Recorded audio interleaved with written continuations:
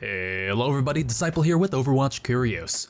Now, while every Overwatch hero goes through many changes and adjustments during the design and development phase of creation, few heroes have seen as many changes as D.Va has after already being released. Consistent balance changes and even the addition of a new ability make her a hero that players have been able to experience the changes of firsthand. Even though Tracer and Soldier 76 are probably the most visible faces of Overwatch, D.Va is definitely one of the most beloved and definitely has a huge fanbase among players, which is pretty interesting since she's a gamer being played by other gamers. So for this episode of What They Could Have Been, we're going to talk about Hannah Song. Now, D.Va is the hero of her home country, South Korea. A world-renowned competitive gamer, she was asked to pilot one of many mechs being used to combat a giant omnic beast that was attacking the shores of Korea due to her dexterity and skill as a gamer. However, this concept wasn't something Blizzard had in mind from the start of her creation. The original designs for D.Va had the mech suit being piloted by someone who was much younger. These early concepts featured the mech being piloted by a child instead. However, the decision was made to have the actual pilot character come out of the mech and into play as well.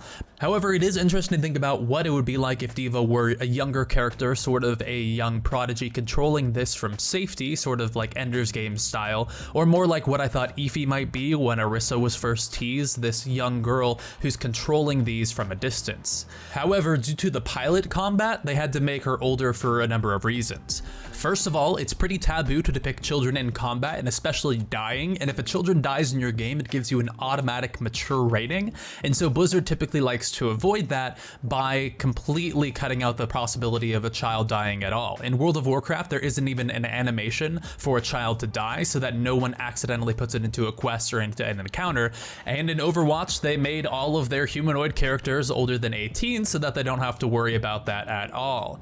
Also, the team felt like by making the pilot older, the character would be a bit more intimidating, and while intimidation isn't exactly the first thing that comes to mind when you see D.Va herself, it's weird to think of an even younger version of D.Va running around with the pea shooter and spamming frantically. Before D.Va became a competitive gamer, she went through several different variations in terms of design as well. There's the original concept of young D.Va with her blue hair that we see in several pieces of concept art, and then several others which explored different themes and options for the teenage D.Va. The first of these, which I'll call Safari D.Va, looks exactly like that. She looks more like she's headed out on an expedition than she's necessarily piloting a mech suit of war into combat. However, the second one is far more interesting, and we can see a lot of comparisons being drawn to another hero in the roster, Zarya.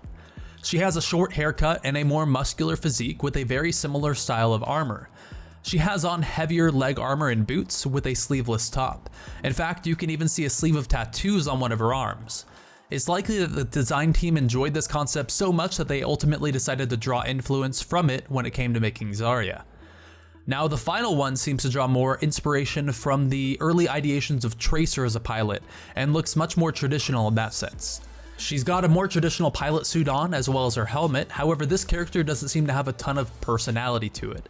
Overwatch is always focused on developing unique individuals that feel heroic and larger than life, so this concept didn't quite fit with what the team was looking for out of the pilot. It wasn't until the team considered the option of D.Va as a professional gamer that they began fleshing out a more iconic look for her. In this regard, they began blending the style of athletic and esports jerseys with a lightweight jumpsuit that a futuristic pilot might wear. The decision was made to add decals from various sponsors on D.Va's suit, as well as her blaster and the mech itself.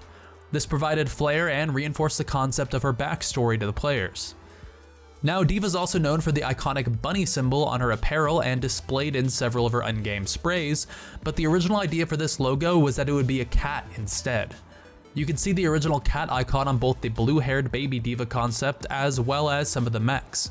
However, this idea would transition into a bunny later on, as the team pointed out, because it fit much more with her theme of being able to boost or hop around the map quickly. However, it wasn't just D.Va herself that went through many different iterations and versions before finally becoming the hero we know today.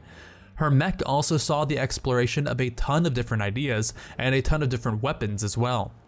The earliest forms of D.Va's mech portray an upright, standing mech with dual miniguns and shoulder-mounted drums for ammunition storage. However, the idea of having these chains of ammunition feeding into the guns themselves creates a design conundrum for the team. What exactly happens if they get shot by an enemy? Are they part of her hitbox? And how exactly do you animate an endless volley of ammunition in this way without being visually distracting for other players? Now, the team stepped away from this idea and began moving to a more rounded concept and design for the shape of the mech. These new mech designs also looked much more pilotable than previous concepts, making it much more likely for the mech to be able to fly around the battlefield or into war as it fit with the lore. Jets were added to the mech suit, as well as fins that draw obvious parallels to fighter jets of today. The first versions of these more pilot-esque mechs featured shoulder-mounted miniguns, while the suit's arms still had the spinning cannons. However, this added way too much visual clutter in terms of visual effects from the character, and probably too much DPS as well, so the mounted guns were scrapped from the final design. D.Va's mech saw plenty of variations, ranging from boxy, bastion-like mechanics to industrial-style robots that look fitting for something like Star Wars, but ultimately the team would settle for the more gentle and stylized approach of the rounded pink mech suit. While little has been said about D.Va's original abilities and the design choices that were involved, we do have this one image of the first ideation of her defense matrix. It has all the elements of defense matrix today, however it's much less obvious where exactly the area for the ability is. Due to this, the team likely decided to add additional polygons to more accurately project where the zone of protection was to players in the game. From a young child in a walking suit of death and destruction to the poppy and angsty gamer in a rocketed suit, D.Va has seen some of the most drastic visual progression changes in all of the heroes we've covered in the series so far. She's also continued to evolve inside of the game, as one of only 3 heroes to receive ability changes and reworks since the original release of the game. It's exciting to know that Blizzard is continually striving to find the perfect place for heroes based around player feedback and performance statistics, and we can only hope to see more developments in the future of other heroes. As always, if you liked the video or just happen to be D.Va's biggest fan, go ahead and hit that like button, and if you're new here, why not subscribe to the channel so you can keep up to date with all of our newest content. Anyway, until next time, peace.